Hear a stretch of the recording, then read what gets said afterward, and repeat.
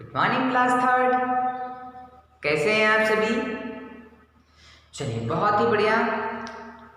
हम लोग पढ़ रहे हैं हमारी पाठ्य पुस्तक गरिमा से हिंदी व्याकरण।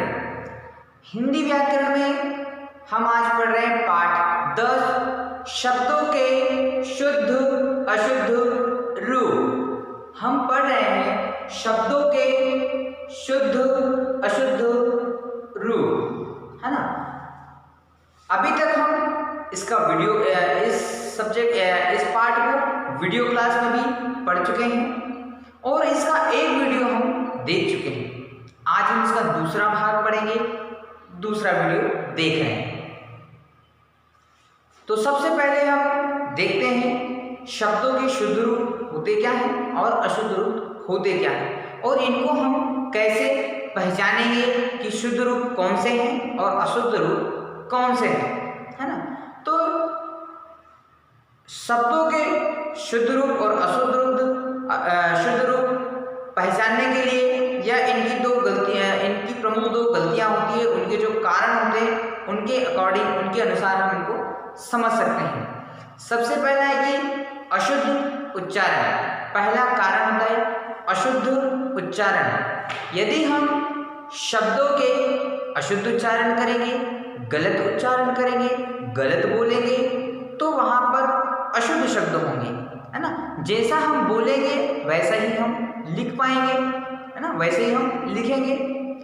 दूसरा कारण होता है अशुद्ध वर्तनी। मतलब कहीं ना कहीं उनकी वर्तनी गलत होगी, उनकी लिखावट गलत होगी, उनका लिखने का तरीका गलत होगा, उनकी मात्राओं की व्यवस्था गलत होगी। तो यहाँ पर हम पहचान सकते हैं कि शब्द शुद्ध है या अशुद्ध है। पेज नंबर 52 पर हमने कुछ उदाहरण भी पढ़े थे। पेज नंबर 52 पर जो तालिका है हमारे पास अशुद्ध और शुद्ध रूप की, वो भी हमने पढ़ी थी। जैसे कि परीक्षा, तो परीक्षा में र में छोटी की मात्रा लगा दी गई है तो ये गलत रूप है। इसका सही रूप होगा र में बड़ी ई की मात्रा, परीक्षा। लड़की हमने देखा था, दूसरा शब्द हमारा लड़की। लड़की में क में छोटी की मात्रा है, जबकि क में बड़ी ई की मात्रा आनी चाहिए, वह शुद्ध रूप होगा। इसी तरह आज हम पेज नंबर 53 पर पढ़ेंगे। सभी लोग पेज नंबर 53 निकाल लेते हैं और पेज नंबर 53 पर सबसे ऊपर जो तालिका बनी हुई है उस तालिका पर हम ध्यान देते हैं। वहां पर दो कॉलम है, एक शुद्ध शब्द और एक अशुद्ध शब्द। उन्हीं शब्दों पर हम गौर करेंगे, ध्यान देंगे कि किस तरह से शब्दों का रूप अशुद्ध है और किस तरह से शब्दों का रूप शुद्ध है। उन्हीं पर हम ध्यान देते हैं और पढ़ते हैं। सबसे पहले लिखा है क्योंकि। सबसे पहले लिखा हुआ है क्योंकि, जहां पर क में बड़ी ई की मात्रा लगा दी गई है जो कि गलत है। असल में क में छोटी ई की मात्रा आनी चाहिए तो वह शुद्ध क्योंकि शब्द होगा। दूसरा है परमात्मा। दूसरा शब्द है हमारा परमात्मा, परमात्मा, परमात्मा, जबकि सही शब्द होता है परमात्मा। प पूरा, र पूरा और मात्मा, परमात्मा। तो ये हमारा सही शब्द होगा। तीसरा देखते हैं स्कूल। जहां पर ई बना हुआ, ई का फिर स आधा और फिर कुल, स्कूल, जबकि ये तो गलत लिखा हुआ है। सही क्या होगा, वहां से हम ई को हटा देंगे, छोटा ई जो है उसको हटा देंगे तो सही शब्द क्या होगा स्कूल, और क में बड़ा ऊ की मात्रा लगा देंगे। अगला है बूंद।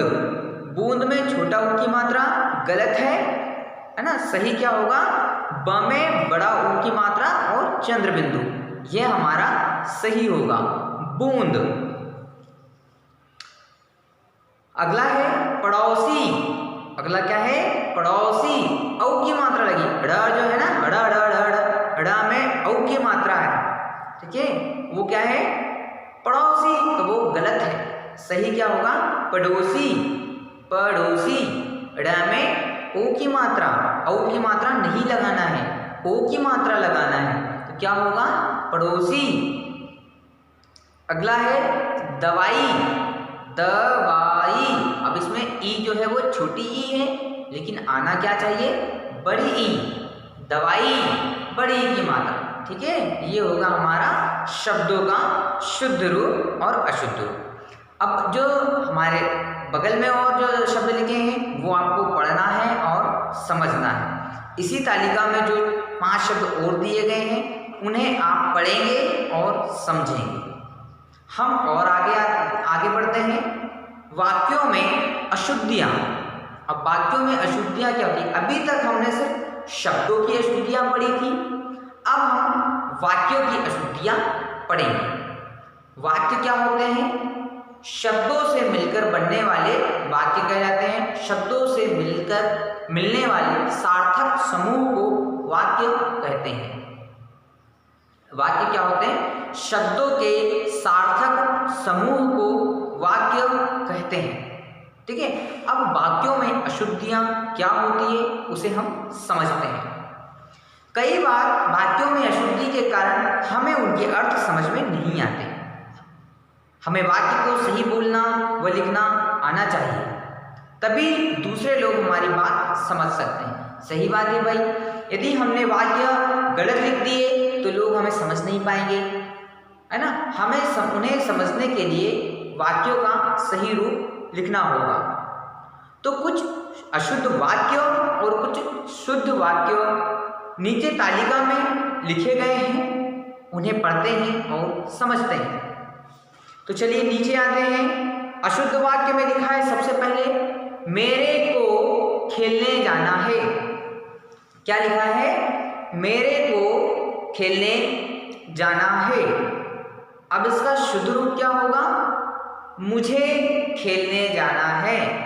शुद्ध रूप क्या होगा? मुझे खेलने जाना है।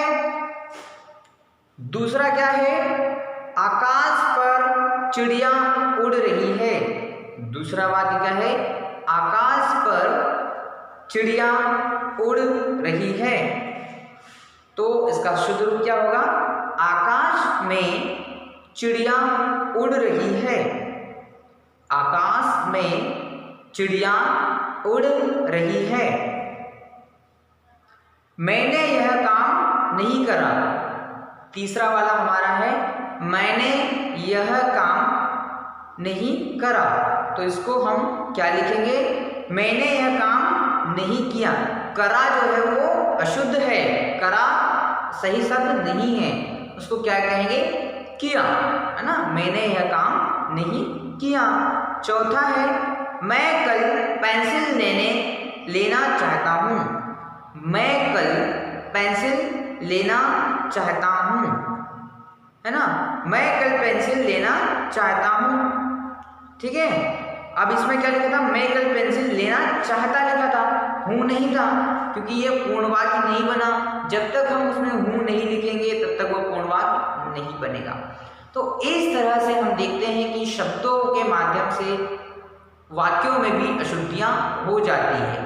यदि हम शब्द सही लिखेंगे तो हमारे वाक्य भी सही होंगे। ठीक है, तो हमें वाक्य को शुद्ध लिखने के लिए शब्दों को भी शुद्ध लिखना होगा।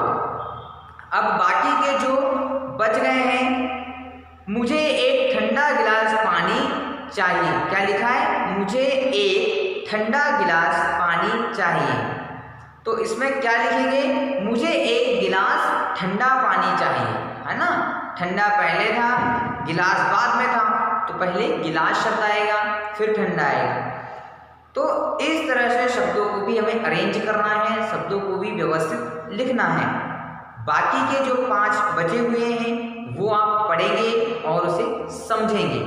ठीक है, बाकी के जो 5 बच गए हैं, जैसे कि आज मेरी नानी जी ने जाना है, तो क्या लिखेंगे इसको? आज मेरी नानी जी को जाना है। ने शब्द वो है, गलत है, उनकी जगह आएगा को। आज मेरी नानी जी को जाना है। बच्चे को काटकर आम खिलाओ। अब बच्चे को काटकर कैसे आम खिलाएंगे भाई? है ना, बच्चे को काट देंगे फिर उसको आम खिलाएंगे, तो यह गलत है। क्या आएगा, बच्चों को आम काट कर खिलाओ। आम को काटा जा सकता है ना, बच्चों को तो नहीं काट सकते, तो बच्चों को आम काट करके खिलाओ। अंदर में एक बिल्ली है, अंदर में एक बिल्ली है, तो यह गलत है। क्या आएगा, अंदर एक बिल्ली है, अंदर एक बिल्ली है। हम अपने घर जाता हूं, तो ये तो गलत है भाई, हम अपने घर जाता हूं, यह अशुद्ध है।